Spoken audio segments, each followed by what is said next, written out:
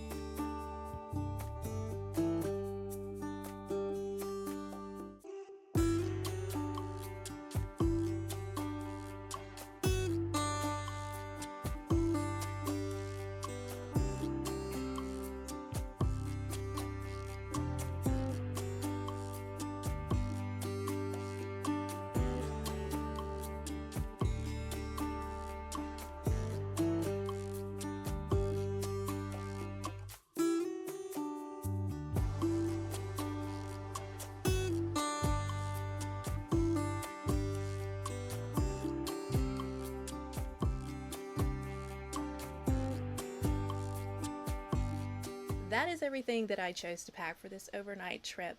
I don't think I overpacked. I definitely think I took just the bare minimum. I will say though, this bag, it just keeps on giving, y'all. I used this bag when I went on my cruise. Now I'm using it for this overnight trip, and I'm able to get pretty much everything that I want packed in there. Yes, it is bulging. It is kind of packed to the gills, but it is gonna serve its purpose well. If you enjoyed today's packing video, I do have other packing videos here on my channel as well. I'll have them on the screen for you here. Just go ahead and click one and I will see you over there.